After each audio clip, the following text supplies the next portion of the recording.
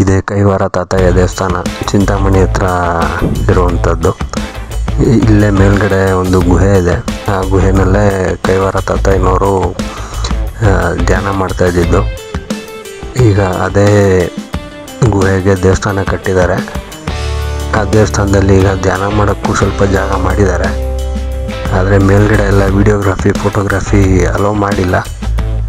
ಆದ್ದರಿಂದ ಅದ್ಯಾವುದೂ ವಿಡಿಯೋ ತೆಗೆದಿಲ್ಲ. ಈ ಕೈವಾರ ತಾತಯ್ಯ ದೇವಸ್ಥಾನದಿಂದ ಕೈಲಾಸಗಿರಿ 7 ಕಿಲೋಮೀಟ್ರ್ ಇದೆ.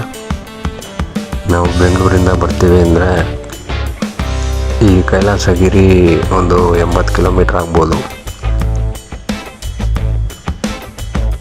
ಇವಾಗ ಇಲ್ಲಿ ಬಂಡೆ ಏನು ಕಾಣ್ತಾ ಇದೆ, ಈ ಬಂಡೆಯಲ್ಲೇ ಕೈಲಾಸಗಿರಿ ಗುಹಾಂತರ ದೇವಾಲಯನ ಕೊಡ್ದಿರೋದು. ಅಲ್ಲಿಗೆ ಹೋಗೋಕ್ಕೆ ಮುಂಚೆ ನಮಗಿಲ್ಲೊಂದು ಚಿಕ್ಕದಾದ ಕೆರೆ ಕಾಣುತ್ತೆ. ಈ ಕೆರೆಯಿಂದ ಗುಹಾಂತರ ದೇವಸ್ಥಾನ ತುಂಬ ದೂರ ಏನಿಲ್ಲ. ಇಲ್ಲಿಂದ ಒಂದು 5-10 ನಿಮಿಷ ಆಗ್ಬೋದು ಅಷ್ಟೆ. ಈ ದೊಡ್ಡ ಬಂಡೆನಲ್ಲೇ ಹೊಸದಾಗಿ ಗುಹೆ ಕೊರೆದು ದೇವಸ್ಥಾನ ಮಾಡಿರೋದು. ಈಗ ಇಲ್ಲಿ ಪೀಸಾಗಿರೋ ಕಲ್ಲುಗಳೇನು ಕಾಣ್ತಾ ಇದೆ, ಇದೆಲ್ಲ ಗುಹೆ ಕೊರಿಬೇಕಾದ್ರೆ ಹೊಡೆದಿರುವಂಥ ಕಲ್ಲುಗಳು.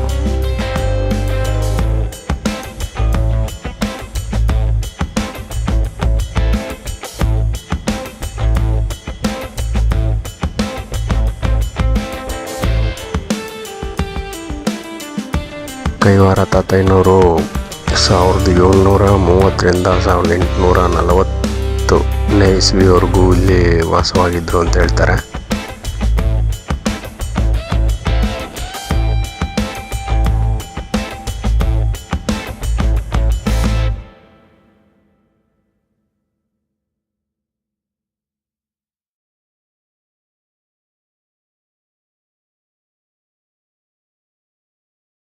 ಇದೇ ಕೈಲಾಸಗಿರಿ ಗುಹಾಂತರ ದೇವಾಲಯ.